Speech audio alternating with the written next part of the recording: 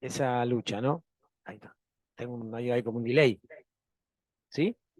Este es el que tenemos conectado con Raúl, entonces ahí Bien. se va a escuchar Raúl. Bueno, Raúl, muy buenas tardes, un gusto tenerte con nosotros, aunque sea a la distancia, esta tarde aquí en Neuquén. Y yo estaba haciendo una intervención, ya estoy finalizándola para, bueno, para darte la palabra y muy ansiosos de escuchar tu intervención. Pero para terminar esto que estaba planteando, nos tocó en esta última década, bueno, resistir contra las políticas del macrismo. En lo estrictamente educativo ha sido un retroceso enorme, porque ha significado pérdida de participación de la educación en el Producto Bruto Interno de inversión educativa. Esto es muy concreto, muy palpable. Se discontinuaron el plan Conectar Igualdad, se discontinuaron los programas vinculados con educación sexual integral, hubo una desinversión concreta en lo que tiene que ver con infraestructura educativa. Obviamente nos suspendieron la paritaria nacional. Esto, digo, en lo estrictamente educativo, ni hablar en temas vinculados con todo lo que significó para el resto de nuestro pueblo la política de esos años. Luego, cuando termina el macrismo, viene la pandemia, y ahí obviamente los trabajadores y trabajadoras de la educación tuvimos que sostener nuestro vínculo pedagógico con nuestros estudiantes a través de un medio que lo teníamos como un recurso más y se convirtió en el único recurso posible con el cual poder garantizar la continuidad de esos procesos de enseñanza-aprendizaje.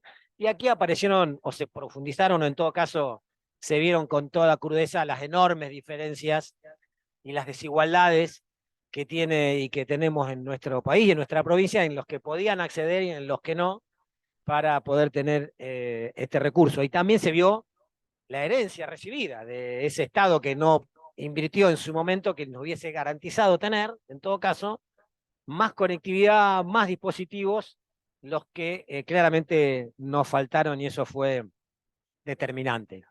Desde el 19 para acá, bueno, pandemia de por medio y la situación que nos pone hoy con una vuelta y una presencia muy fuerte del Fondo Monetario Internacional en la Argentina, condicionando las políticas que lo que tiene que ver con nuestra vida. Si se condicionan las políticas y dice, las macro no, las de todos los días, ¿no? Genera condicionamientos para inflaciones descontroladas, pérdida del poder adquisitivo del salario, pérdida de la inversión concreta para la infraestructura educativa que necesitamos. Entonces, atravesamos una situación muy compleja. Pero también para ir cerrando, digo, ¿cuáles son los desafíos? Porque también me decían los compañeros, bueno, más allá del panorama, ¿cuáles son los desafíos que tenemos para adelante? El desafío que tiene nuestra democracia, hablando de sus 40 años, es que claramente no podemos resolver los grandes problemas de desigualdad que tiene nuestro país.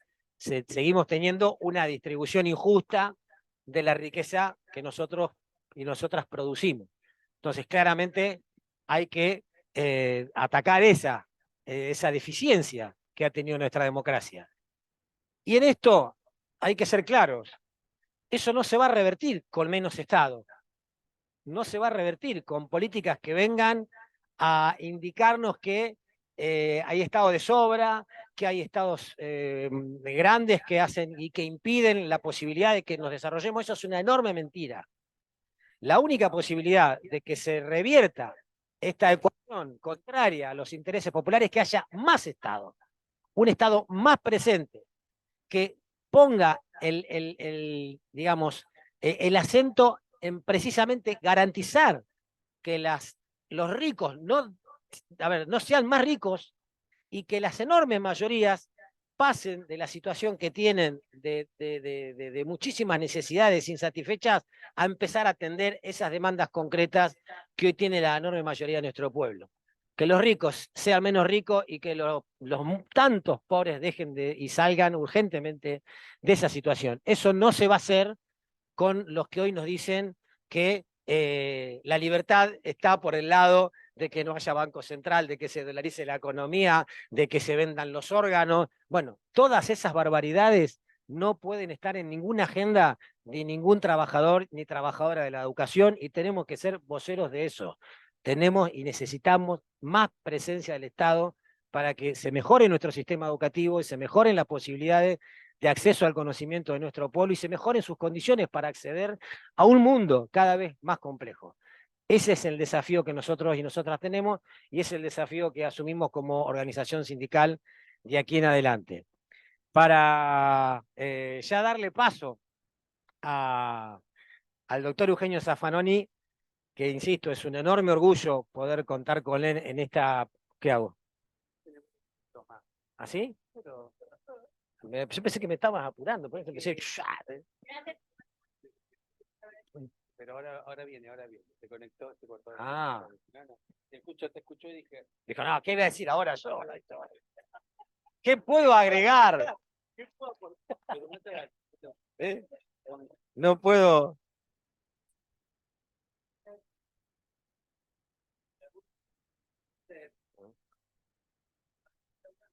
Sí. Ya, ¿Eh? Nosotros vamos a ir trabajando de manera... Ah.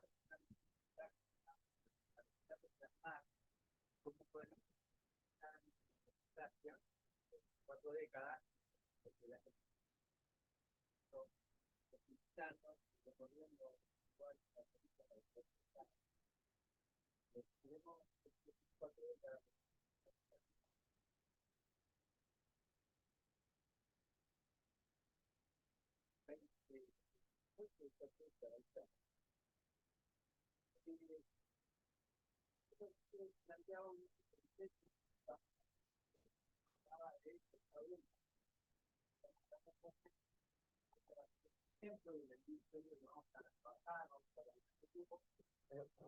Yo me tuve que apurar y no quiero agregar algo, pues ya que tengo tiempo. Claro, y tengo el poder. Quiero que te escuche Raúl. Entonces quiero que enfoquemos esta mirada que vos estás viendo. Hago como un pequeño resumen. A ver. Hacer una línea histórica, vamos a marcar los 40 años, vamos a marcar esto. Y vamos a lograr también lugar que son las situaciones que marcaba la cita concreta. Abril de 1996. Sacamos acá. Abril.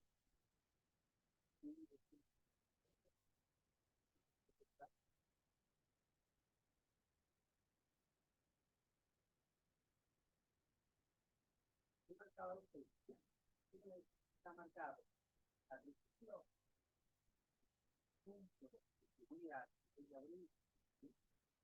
12 de abril. No, 12. Este día está marcado como una limpieza de febrero donde hay una paro, la que vimos por el puente. Por un reclamo no de gente. Pero eso se magnifica cuando los niños de Sevilla y sacan el gas que continuó, por el terrible también el puente. Contra eso, vienen una situación conflictiva, un gobierno neoliberal que cierra el TF y que genera otro conflicto social que tenda y se condensa con 12 de abril con la Argentina del desarrollo. Nosotros somos estados de las múltiples causas, no solo tenemos que ir buscando que identificar, porque tenemos una democracia como tiene ustedes, tenemos un neoliberalismo que también violenta marcado a fuego, ¿sí? Pero también tenemos una sociedad en este momento que pensamos en este momento de la organización social que resiste a este neoliberalismo, resiste como sindicato y un pueblo que resiste a este neoliberalismo. que no todos siempre tienen una prevención. Hay actores, que realmente somos nosotros pueblos, el pueblo organizado, que va resistiendo a estos avances de los pueblos. Esto es la permanente tensión contra en estos 40 años. Porque cuando tenemos fecha y tenemos datos, estamos buscando qué pasaba, no solamente en este ámbito, sino también en este otro contexto, que si queremos ampliar la mirada, tenemos unos 90 horribles de neoliberalismo en toda América Latina. Tenemos a los en Brasil, tenemos en Perú, le vamos a llamar los jinetes del apocalipsis. Carlos Saúl, de la primera época y después tenemos a Fujimori como emblemático, Salinas de Gortari en México, emblemático destructores del Estado. Entonces, esta resistencia no es solamente esta resistencia no solamente encapsulada en este lugar, sino tiene otros. Y ahora sí. Bueno, lo presento, así no lo hacemos por el tiempo. Bueno, luego de esta intervención, estamos haciendo dupla pedagógica, estamos implementando el diseño curricular. Un aplauso para el diseño curricular. Bueno, no, le vamos a dar entonces la bienvenida al querido y respetado y admirado compañero Raúl Zaffaroni. No sé dónde lo puedo ver ahí. Acá estamos. Ahí estamos. Sí, ahí. Vieron que en estos encuentros hay que presentar y hay que dar algún currículum. No lo vamos a leer porque estaríamos un rato largo hablando del doctor Zaffaroni. Solamente decir que es abogado, que es penalista, ha sido juez. Entre el 2008 y el 2014 fue miembro de la Corte Suprema de Justicia de la Nación. Desde el 2016 y hasta el 22 se desempeñó como miembro de la Corte Interamericana de Derechos Humanos. Ha sido profesor de Derecho Penal, Historia y Filosofía del Derecho Penal. Ha sido, creo que, legislador también de la Ciudad de Buenos Aires. Y es graduado desde la escuela primaria hasta la universidad en las escuelas públicas de nuestro país, ¿no? Cursó su estudio en la escuela primaria de Buenos Aires, después fue egresado de, si no tengo mal acá la información, de la Universidad de Buenos Aires, doctorado en la Universidad Nacional del Litoral. Es orgullosamente un egresado de nuestra educación pública. Además tiene honoris causa de más de 30 universidades latinoamericanas y europeas. Algunos dicen que es uno de los juristas más renombrados de América Latina y también es muy reconocido en Europa. Y ha cumplido un rol muy importante que nosotros queremos mencionar porque nos toca muy de cerca. Ha sido muy importante él y se ha preocupado por nuestra lucha por justicia completa por el compañero Carlos Fuentealba. Y eso ha sido una palabra muy importante en ese trayecto de los 16 largos años. Los sectores de la derecha, cuando quieren descalificarlo, dicen el garantista. Vieron que cuando lo hablan de Zaffaroni, bueno, nosotros decimos orgullosamente, ¿no? Un penalista, un abogado que es garantista.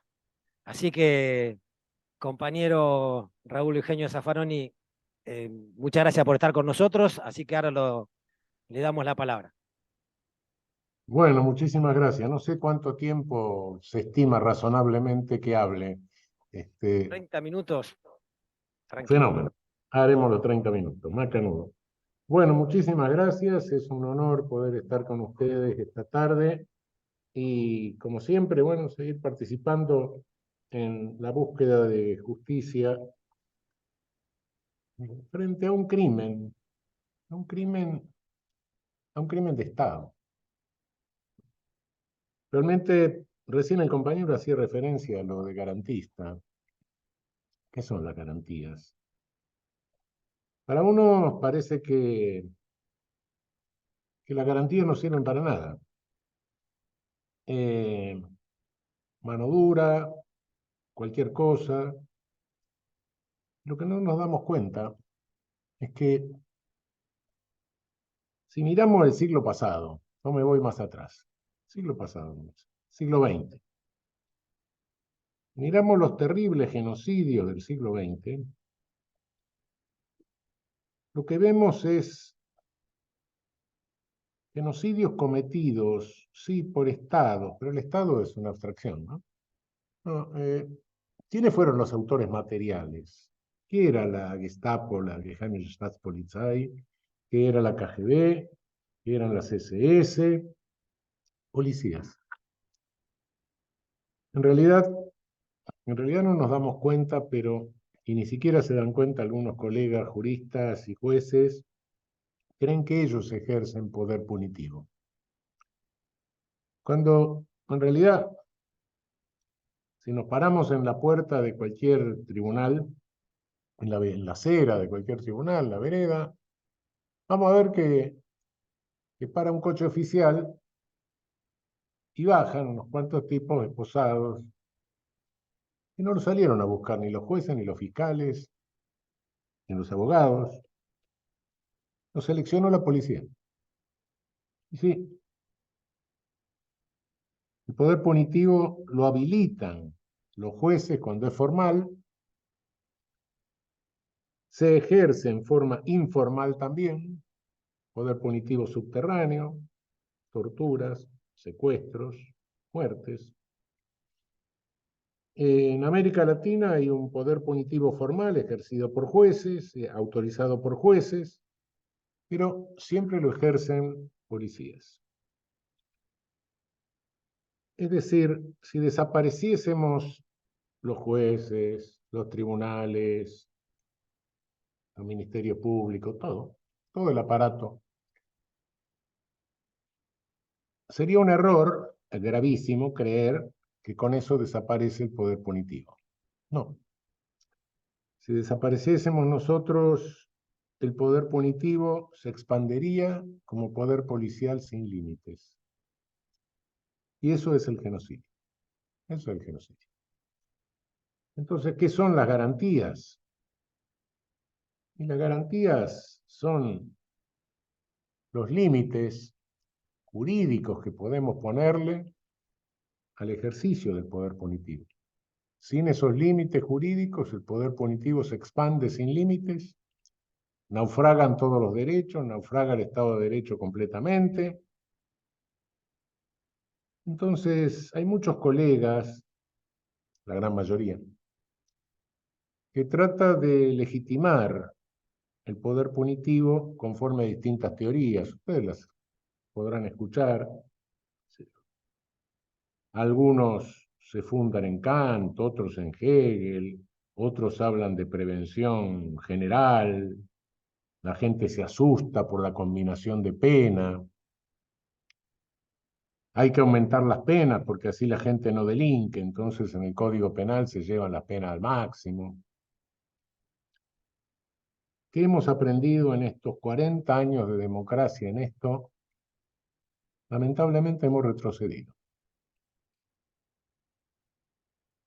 Les confieso que en materia legislativa penal, incluso las dictaduras, cuando hicieron leyes penales, convocaban a técnicos, gorilas, en fin.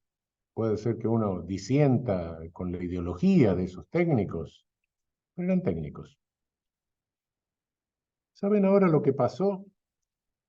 En la Cámara de Diputados y en la Cámara de Senadores se establecieron comisiones permanentes de legislación penal. Como ustedes saben, hay que distribuir las presidencias de comisiones entre los distintos bloques para hacer un equilibrio, y los bloques quieren tener presidencias de comisiones porque con eso nombran asesores, tienen contratos, etc. Entonces, hicieron al crear comisiones, algo que nunca había existido en nuestro Congreso, comisiones permanentes de legislación penal. Y la legislación penal es de excepción, sí, pero se ha convertido de regla normal. Si tenemos comisiones de legislación penal, hacen leyes penales, sí. Y desde el año 2000 hasta hoy tenemos 130 leyes penales. Y tenemos 30 reformas al Código Penal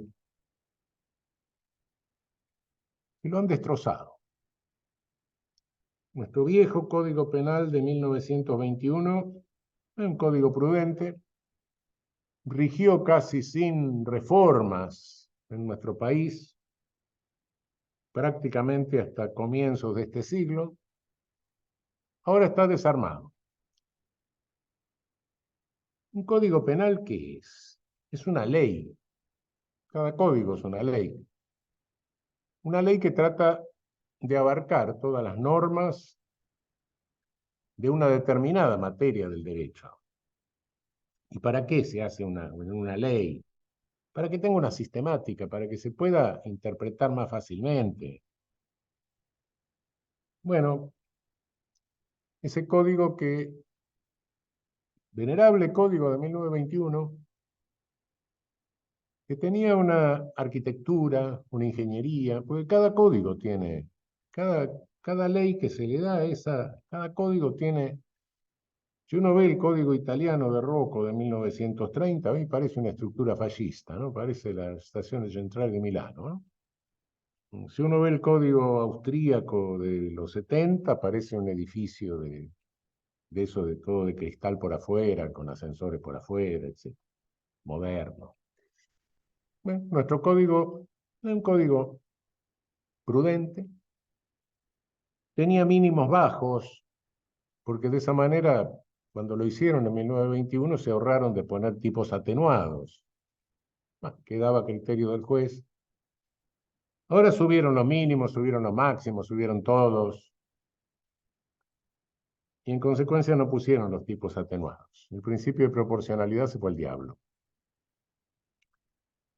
Buena parte de esas reformas son inconstitucionales.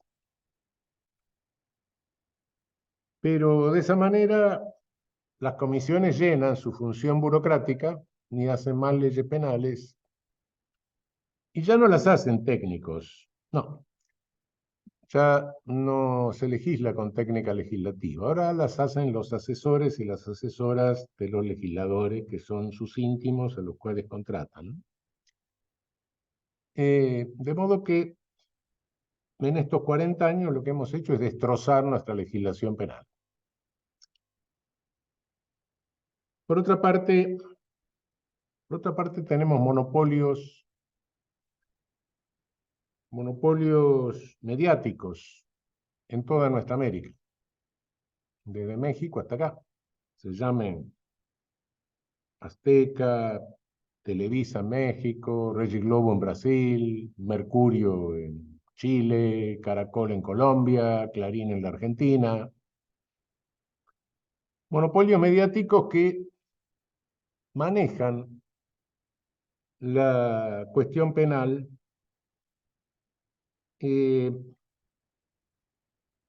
dictan sentencias, los periodistas, generan alarma social cuando quieren, publicitan homicidios y generan la sensación de que se sale a la calle y lo matan a uno en la esquina, cuando la realidad nos indica que en los últimos años hay una tendencia a la baja, por lo menos en la ciudad de Buenos Aires y en el conurbano. Las investigaciones cuantitativas, no muy cualitativas, pero por lo menos cuantitativas, que se hacen en la ciudad de Buenos Aires son las únicas confiables porque se hacen en función o consultando los expedientes, es decir, viendo los cadáveres. En el conurbano, en la provincia de Buenos Aires, se encarga el Ministerio Público de hacerlo.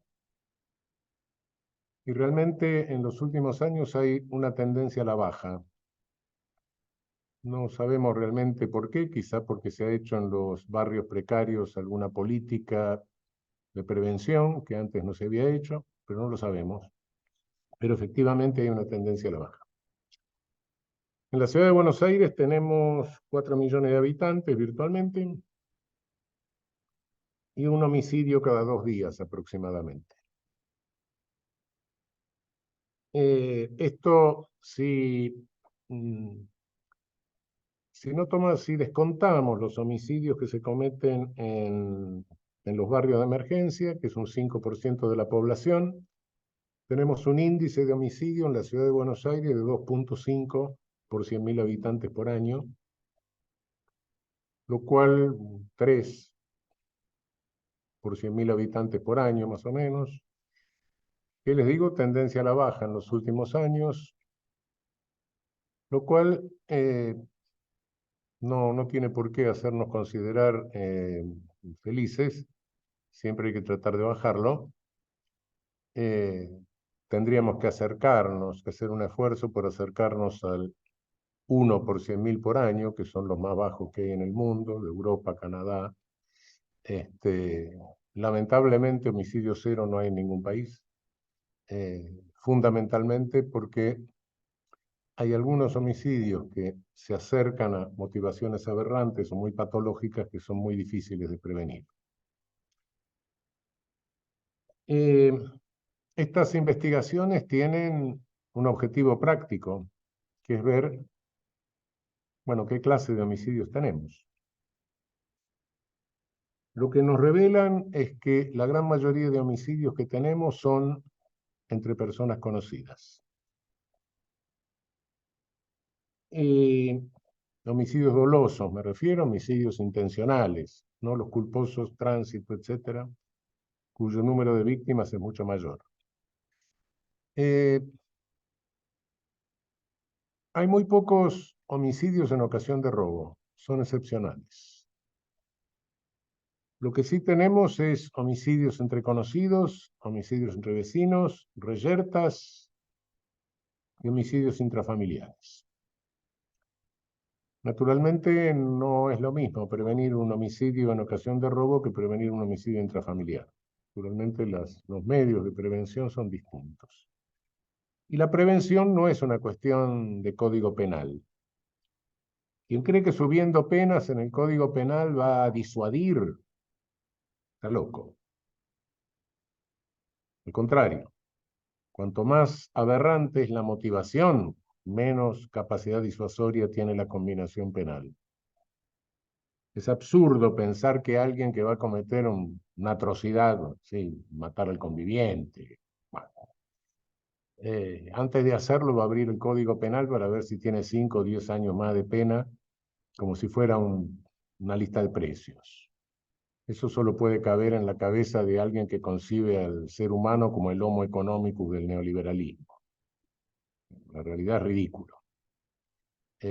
Puede ser que la conminación penal, la amenaza de pena disuada a algunas personas de cometer algunos delitos menores, infracciones menores, pero no las infracciones graves.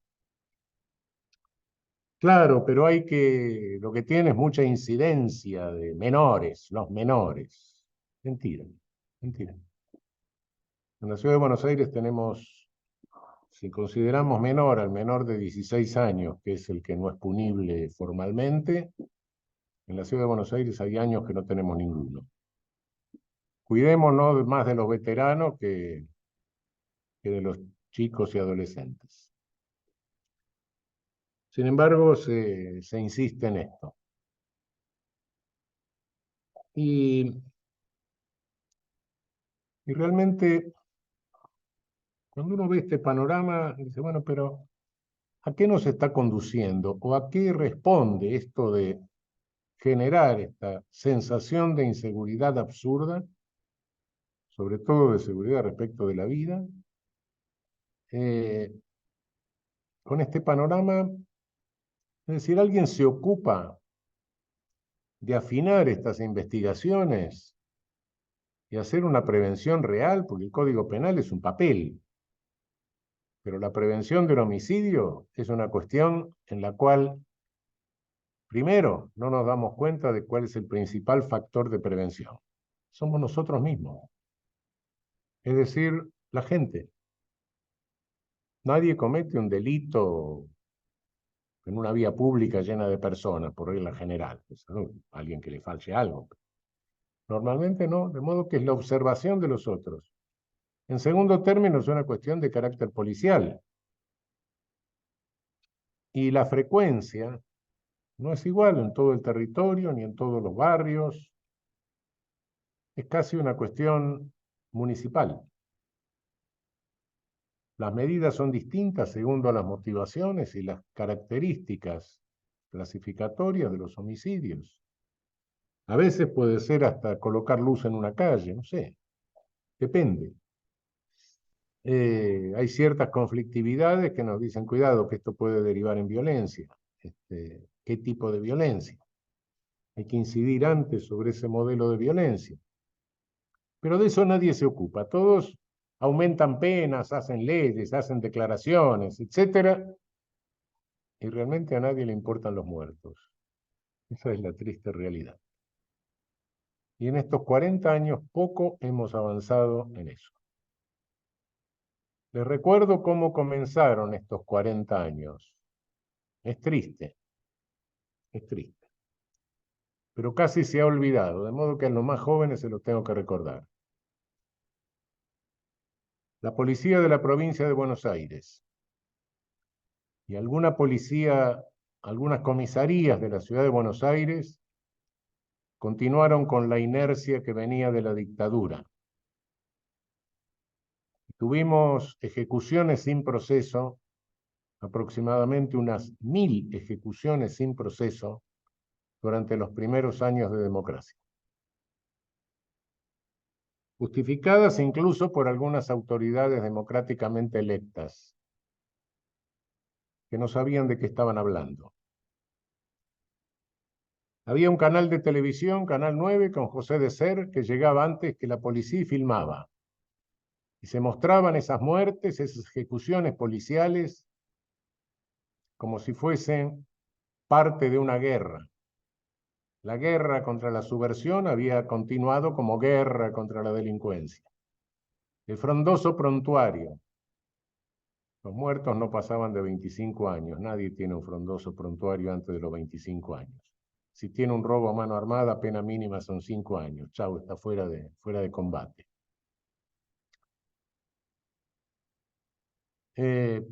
Nos costó eso y debo reconocer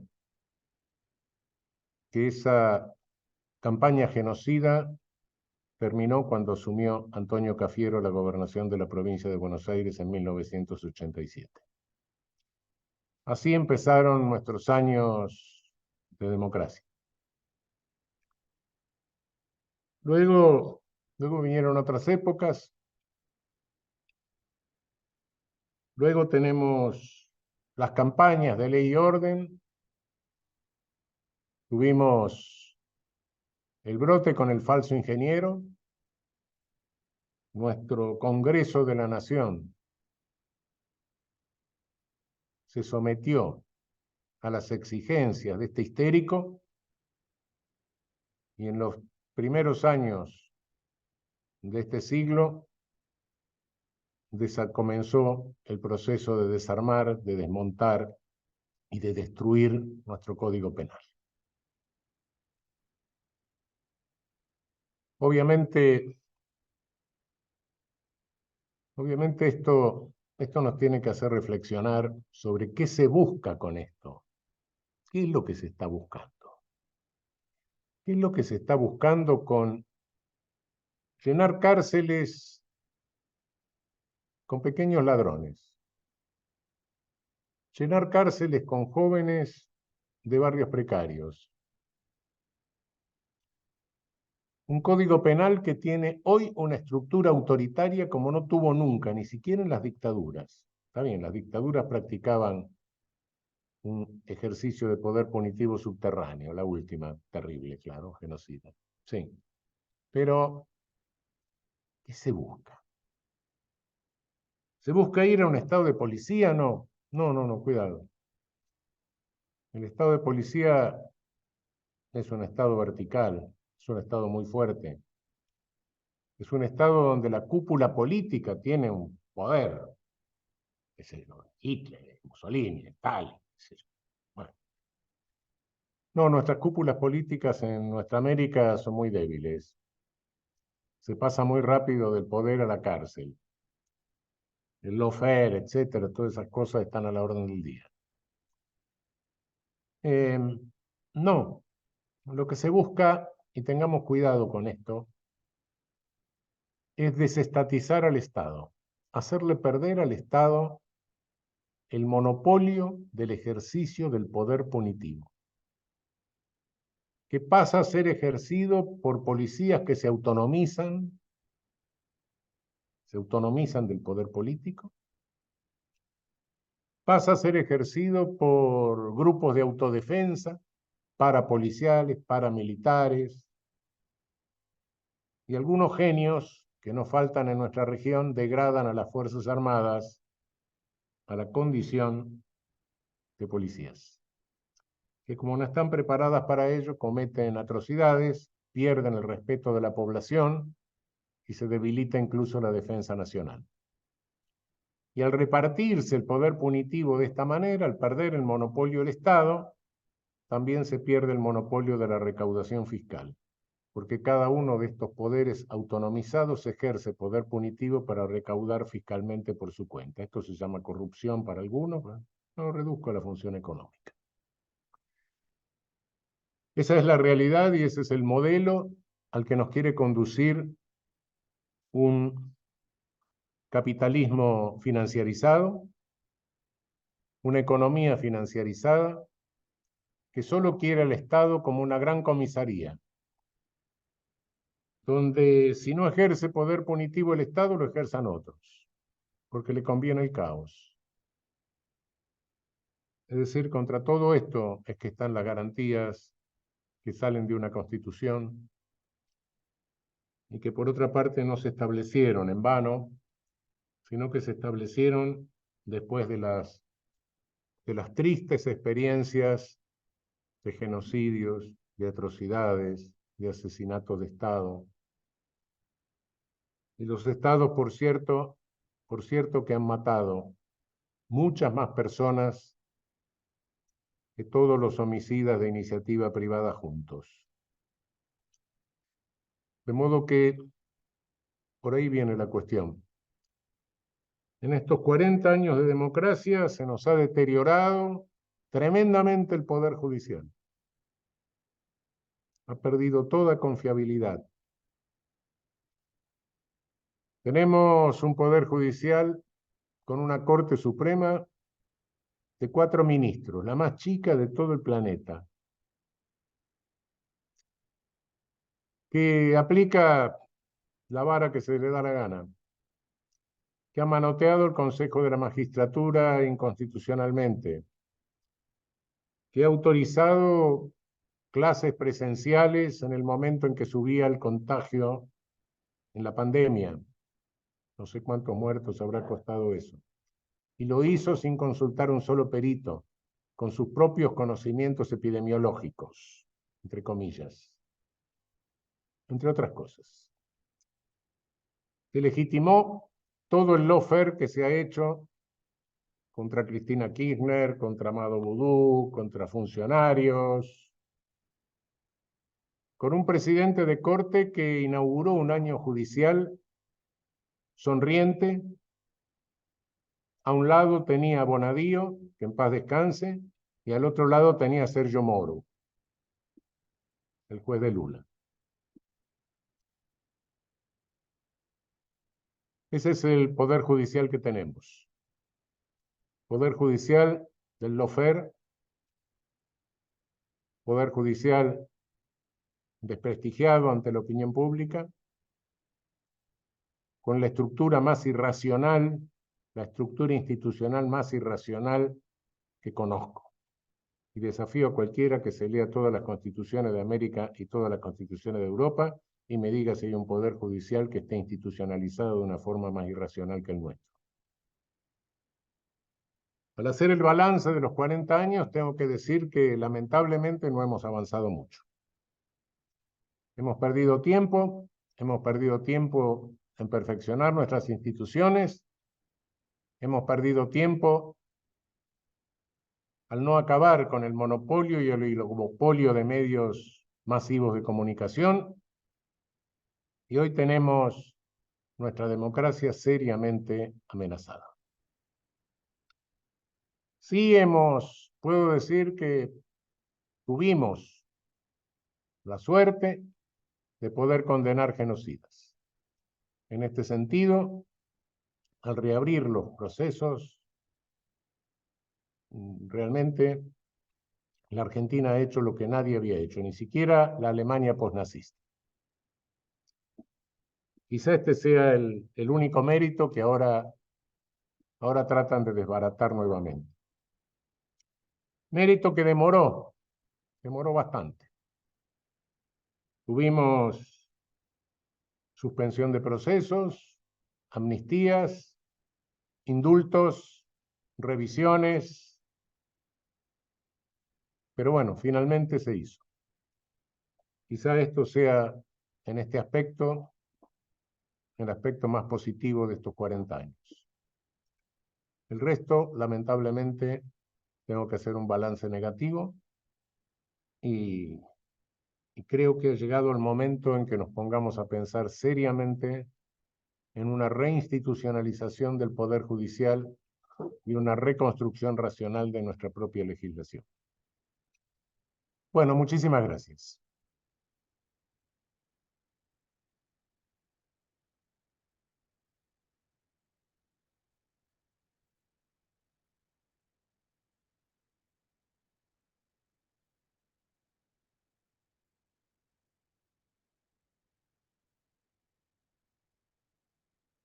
Estás muteado.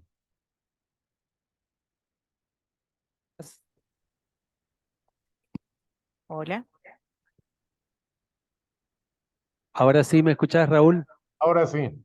Bueno, muchísimas gracias. Vamos a ver si hay preguntas escritas. Ahí está Emilce con un papelito si quieren escribir para ordenar la intervención. En 10 minutitos te robamos más de tu tiempo, Raúl.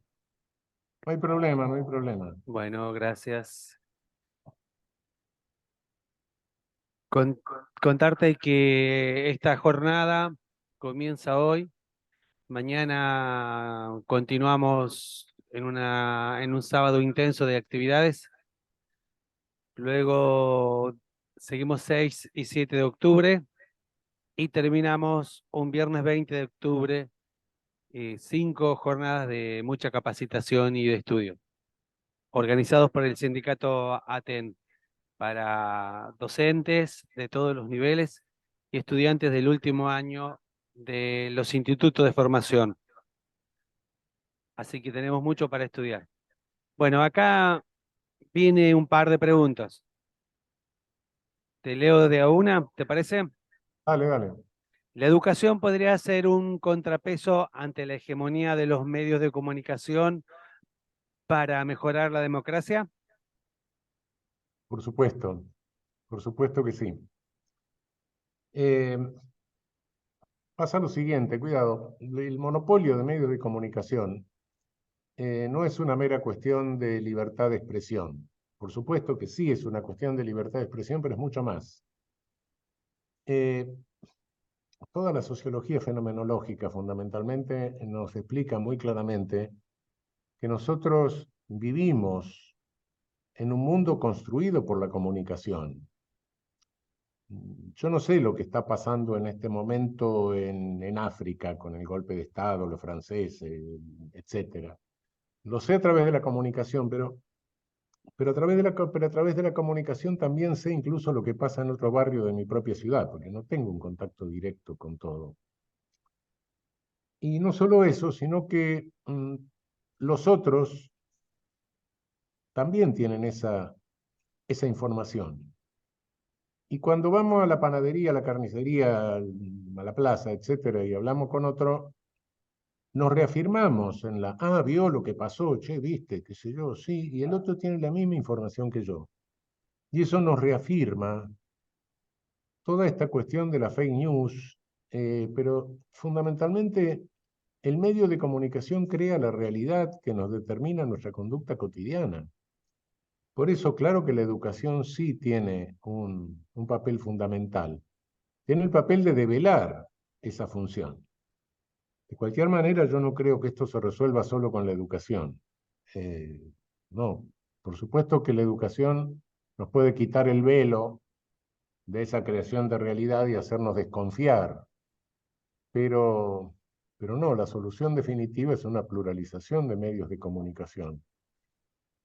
Esta creación de realidad única podía funcionar con el Völkische Beobachter de Hitler, podía funcionar con el Pravda de Stalin, podía funcionar con el monopolio de comunicación cuando no teníamos posibilidad ni siquiera de escuchar radio o televisión de otros países en la época de la dictadura, cuando sí, pero cuidado, hoy, hoy hay un tremendo problema y creo que en la educación también lo tenemos. Yo lo estoy observando incluso en la universidad. Es, es complicado darle a leer algo muy largo a un estudiante. Primero porque no está acostumbrado a leerlo, lo cansa. Segundo porque tampoco sabe extraer lo sustancial de un texto. La comunicación a partir de la televisión y después de los medios virtuales se ha convertido en una comunicación de entretenimiento virtualmente, de imágenes, todo muy rápido, el TikTok, la comunicación virtual, etcétera. Cuidado, es un gran entretenimiento, es una gran diversión. Si vos pones la televisión te vas a dar cuenta de que, qué sé yo, aparece un tipo que dice, no, miren que la guerra de Ucrania puede desarrollar un conflicto nuclear, etcétera. Y aparece al rato la musiquita y que te recomienda tomar el vino no sé cuánto, que es el mejor, otro la cerveza, otro comprar el queso de no sé qué cosa. Y después la musiquita y te muestran, yo no, porque está el muerto con 18 puñaladas, lo descuartizaron, qué sé yo. Y después es todo un divertimento, ¿no? Es toda una diversión. Lo cual no está mal como diversión, pero el problema es cuando el drama se convierte en diversión, o la diversión se come el drama, ¿no? Entonces, sí, pero la tarea de la educación tiene que ser una tarea humana, no sobrehumana. Por supuesto que tiene una gran importancia tratar de quitar ese velo, pero con eso no alcanza. Es sumamente difícil. Sí, por supuesto. Sí, es una tarea indispensable. Sobre todo también recordar la historia reciente, historia pasada, este, porque toda esa comunicación nos hace vivir en un eterno presente también. No tenemos historia. La experiencia, no sé, incluso la propia comunicación de persona a persona intergeneracional se ve afectada por esta invocación de un eterno presente. Bien. Otra más. ¿Cuáles serían los pro y los contra de jueces elegidos popularmente? Mira, la elección popular de jueces se, se propuso desde la Revolución Francesa. Iban a ser códigos tan claros que los iba a poder aplicar cualquiera y en lugar de enseñarle el Padre Nuestro y el Ave María, les iban a enseñar los códigos de memoria. Bueno, todos los franceses que propusieron eso terminaron guillotinados después. La experiencia más cercana que tenemos de elección popular en el Poder Judicial es la boliviana. Y a juzgar por quienes en su momento la propusieron, por Evo Morales, por el vicepresidente, hace ya muchos años que ellos dan cuenta del resultado negativo que tuvo en muchos aspectos. ¿Y por qué? Porque inevitablemente, bueno, si tenés estos medios de comunicación, vas a elegir a los vengadores del barrio, ese tipo de cosas.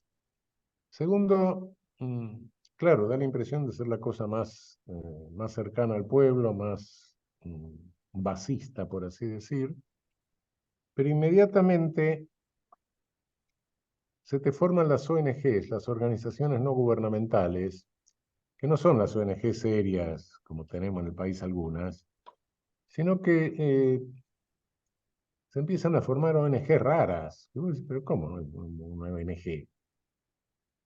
Mira, nosotros tenemos incluso en el país tenemos una ONG de usuarios del aeropuerto de Seiza.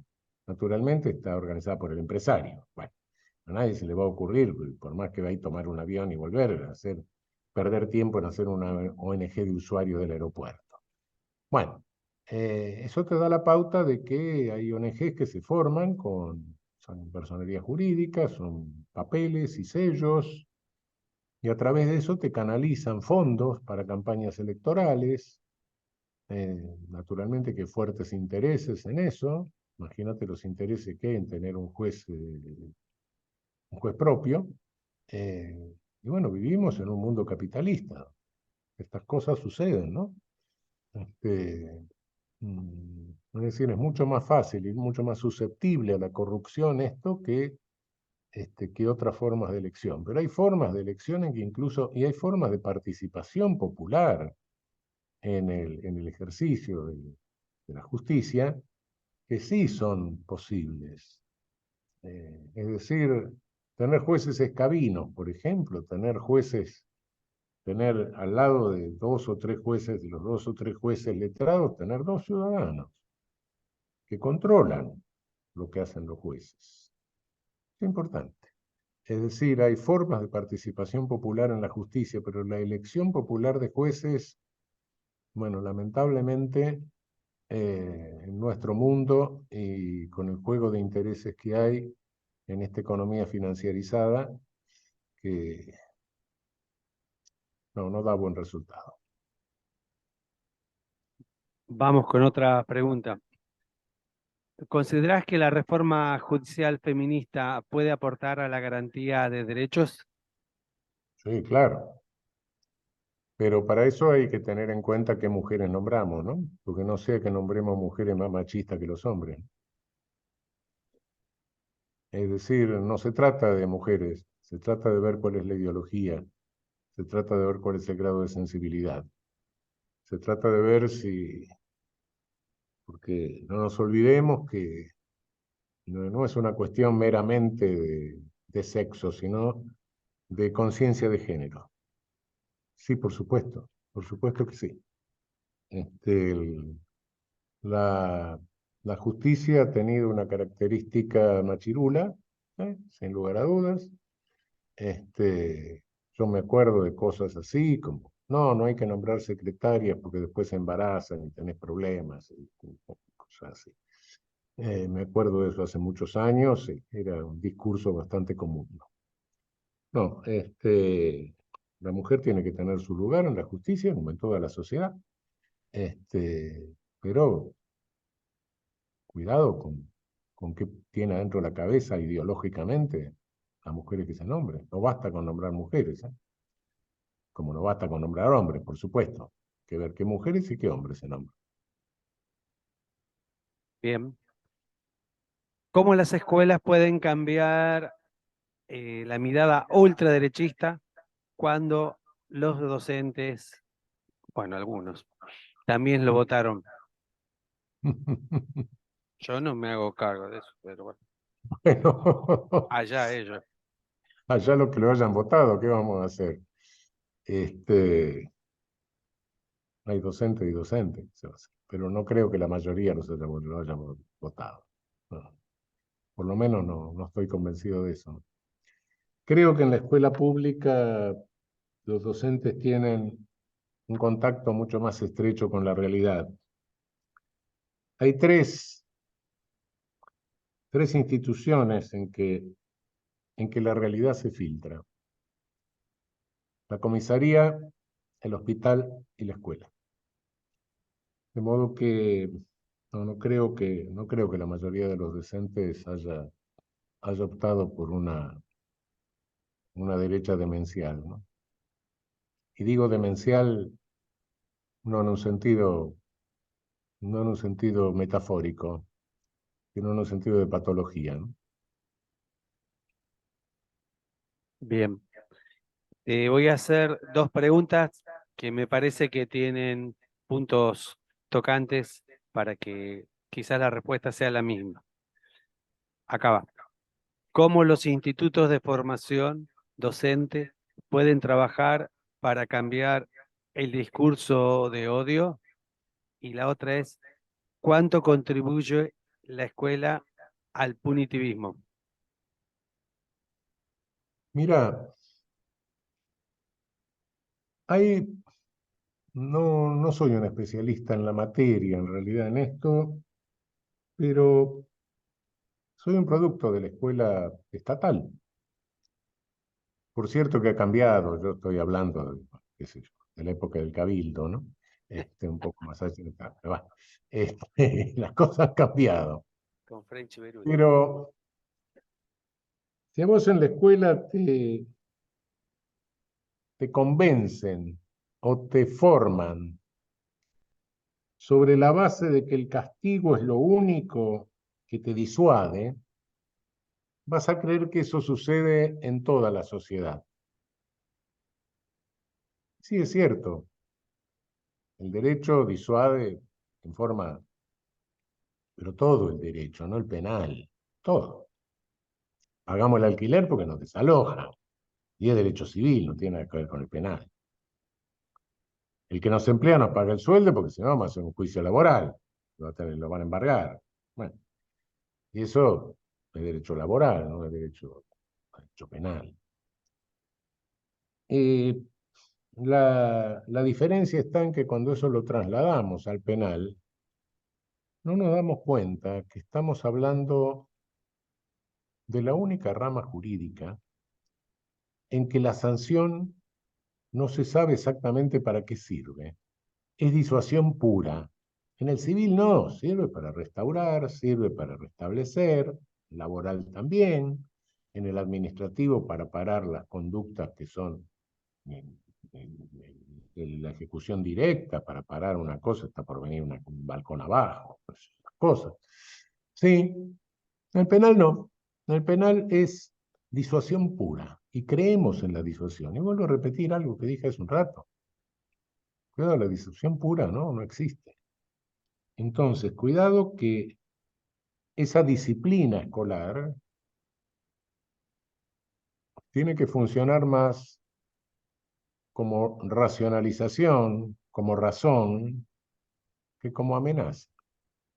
Y yo recuerdo una escuela estatal, en que lo que funcionaba era la amenaza. Te mando a la dirección, te voy a suspender, te voy a poner amonestaciones, Guarda, cuidado con eso, cuidado porque con eso sí estamos creando una convicción de que lo que funciona disuasoriamente es solo la amenaza punitivista. Y, y formamos ciudadanos en esa sensación. Sí, sé que cambió mucho, yo estoy hablando de tiempos prehistóricos, pero cuidado con conservar esa disciplina de amenaza punitivista, esa disciplina de gritos, esa disciplina de amonestaciones.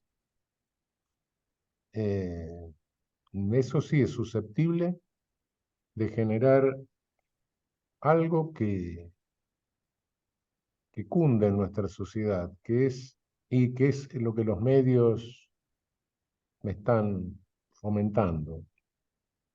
Es una idolatría, es atribuir omnipotencia al poder punitivo. Todo lo que no sé cómo se resuelve lo mando al poder punitivo. Dentro de poco van a tratar de curar el cáncer con el poder punitivo. El poder punitivo es un falso Dios, es omnipotente.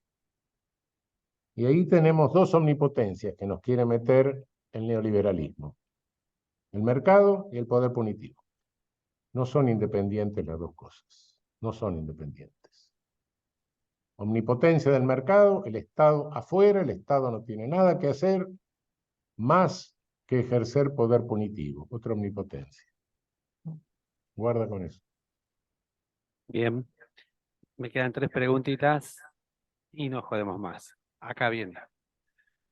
¿Cuál crees que debe ser el rol de los sindicatos en este contexto que describís y el rol de la juventud? Los sindicatos tienen que recrear de alguna manera el sentido de comunidad, el sentido de vinculación horizontal. Nuestra sociedad y cualquier sociedad que esté sometida al colonialismo, como nuestra América, porque nuestra América sigue siendo colonizada, hoy no tenemos el colonialismo de no viene Garay a enterrar el pendón, no baja Bereford y le tiramos aceite, no, hoy Bereford se sienta en la Casa de Gobierno, bueno, es otra cosa, pero estamos sometidos a un colonialismo financiero, un colonialismo tardío. Y la resistencia a todo colonialismo se ejerce en función del reforzamiento del sentimiento de comunidad y de pertenencia. En esto, naturalmente, los sindicatos tienen una enorme tarea por delante, sin duda. Bien. ¿Qué rol deberían tener las organizaciones sindicales y sociales para la reinstitucionalización que planteas del Poder Judicial? Primero, fundamentalmente, yo reconozco que tenemos un entrenamiento cultural, una experiencia cultural, que tenemos que superar rápidamente. Nosotros no tuvimos un Hitler, un Mussolini, ni un Franco, no. Tuvimos minorías oligárquicas y dictaduras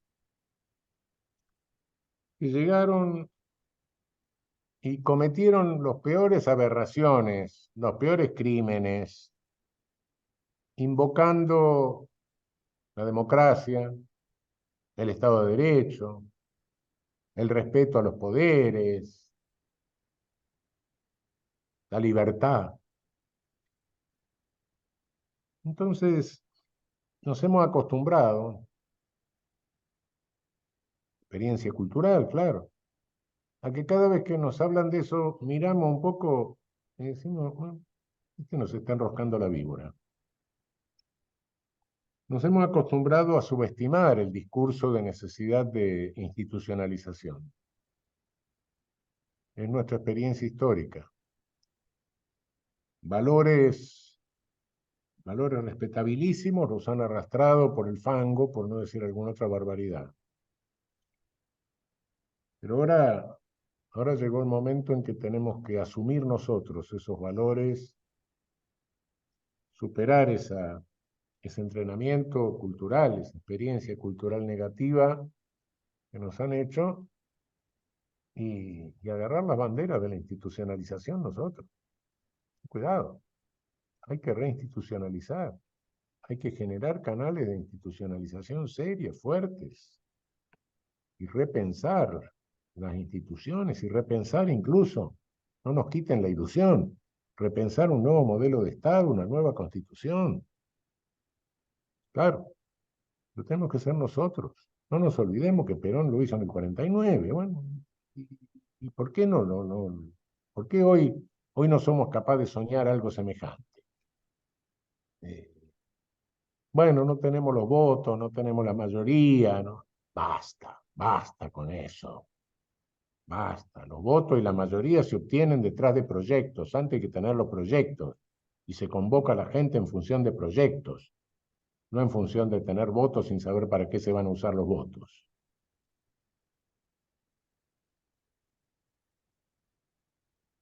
Me quedé tildado.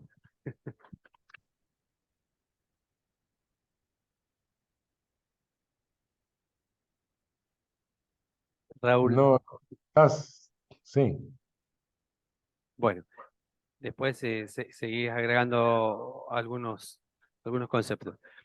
¿De qué forma se puede combatir el lawfare? Mira, el lawfare es resultado de la combinación de medios oligopólicos o monopólicos con algunos jueces. Esto ha pasado acá, ha pasado en Ecuador, ha pasado en Bolivia, ha pasado en Brasil, ha pasado en Honduras, ha pasado en Paraguay. Es la condena a través de los medios de comunicación, jueces y fiscales que se prestan a eso. En nuestro Poder Judicial, quienes están implicados en eso por parte del Poder Judicial es una minoría de jueces. En el país debemos tener 2000 jueces, una cosa así, no, la gran mayoría no tiene nada que ver. Fundamentalmente en la Justicia Federal de la Ciudad de Buenos Aires, aunque hay algunos jueces federales del interior que no se quedan atrás. Pero básicamente es eso. ¿Cómo se combate? Y hay que desarmar el monopolio y el oligopolio mediático por un lado, y hay que reinstitucionalizar el Poder Judicial por otro. Ah, bueno, pero no están los votos. Vuelvo a lo anterior. Vuelvo a lo anterior. Se convoca detrás de proyectos. Y esos son los proyectos. El lawfare no es más que una manifestación más de la selectividad del ejercicio del poder punitivo. Vamos a la cárcel y vamos a ver quiénes están adentro. Rara vez hay alguien poderoso adentro de la cárcel. Y si por casualidad llega a haber algunos, porque se peleó con otro pirata y perdió, le retiraron la cobertura. No. El poder punitivo es estructuralmente selectivo, agarra al más idiota siempre, al más infeliz. Sí, efectivamente. Y ahora esa selectividad se volcó al claro sentido político de seleccionar líderes de movimientos populares en nuestra región para proscribir los movimientos populares y para que los medios de comunicación monopólicos, oligopólicos, se conviertan en partidos políticos que promueven las candidaturas de los procónsules de este colonialismo financiero, ¿no? Entonces, lo que hay que desarmar son esas dos cosas. Por un lado, institucionalizar en serio el Poder Judicial y por otro lado, desarmar el monopolio o oligopolio mediático.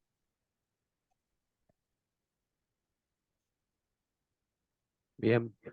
Había otra que era muy parecido, simplemente agregaba de qué forma concreta se debe llevar adelante la institucionalización ¿El Poder Judicial? del Estado. Ah, bueno.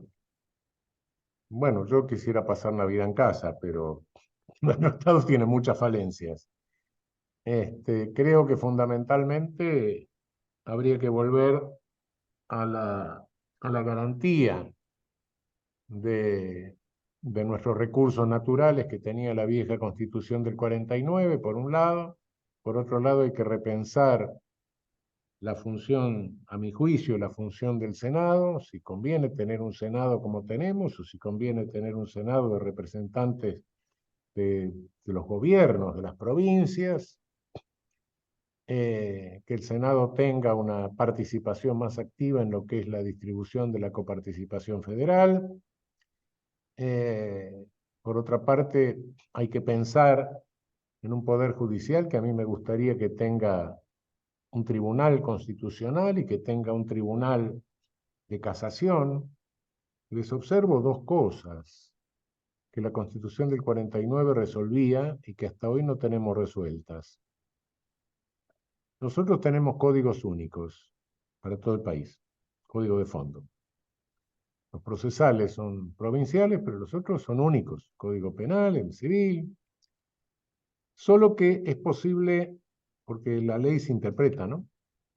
Es posible tener hasta 25 interpretaciones diferentes, una por cada provincia y otra federal. Y no hay nadie que unifique los criterios de interpretación. a diferencia de lo que sucede en todos los países del mundo, en que alguien los unifica. Porque eso es lo que nos hace previsible lo que van a decidir los jueces. Conocemos la jurisprudencia. Acá no. Acá no sabemos lo que va a resolver cada juez y por regla general resuelve lo que se le da la gana.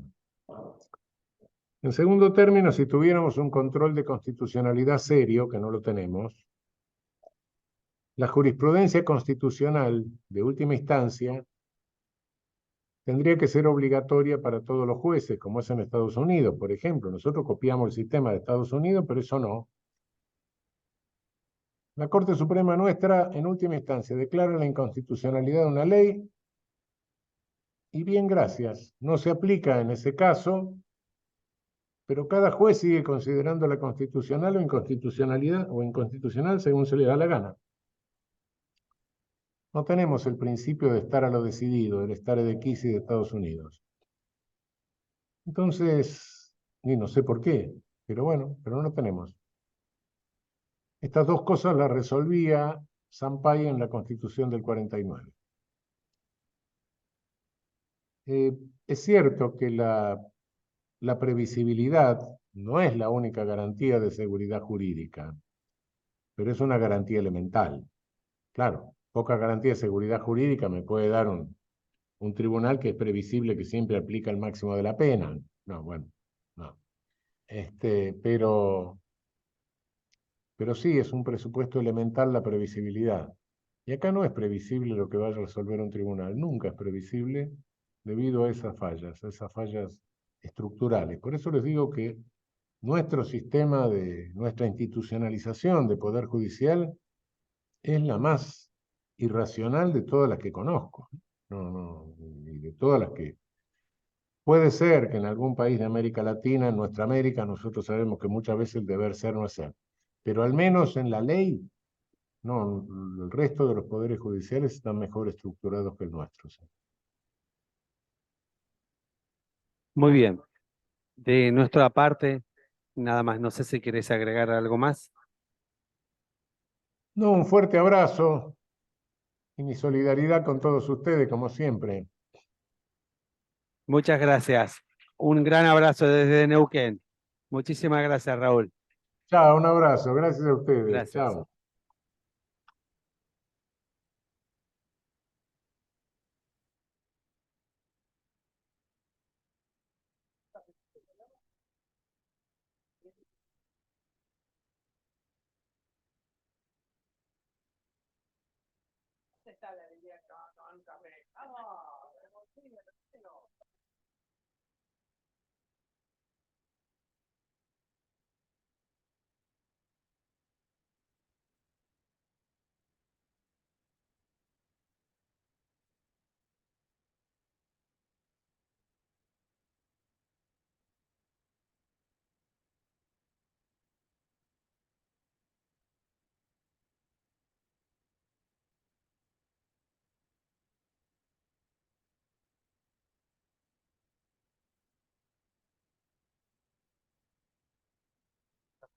No lo encontraba.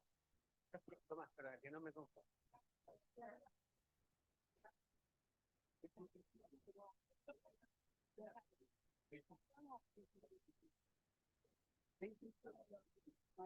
Me voy a poner el Word ahora. Rafa, Rafa, Rafa. Espectacular. Pensé Rafa, espectacular, Rafa, que te veíamos al taco, te veíamos que Rafa venía, pero Muy difícil de viajar. todo el acople. El acople porque lo que vos estás hablando sale por ahí y vuelve a entrar acá y eso lo quiero. Porque tenemos de sala. Estos parlantes que hacen que te escuche bien acá, también los tengo que mandar para que lo escuches a Faroni, porque si no, no lo escuchan. Dale Por por eso ando con dos micrófonos, porque uno era para el Zoom y otro era para acá. Para- Y ahí está, la copla es. No, a nosotros acá. Él escucha el ruido, igual que nosotros, pero bueno, algo bien. Sí, por supuesto. Pero de River entran al cuarto, a los cuartos. Mirá. Mirá. Voy a apagar esto y le voy a poner a otra cosa en el video.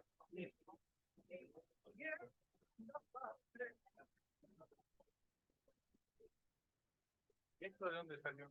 Ah, vos sí que...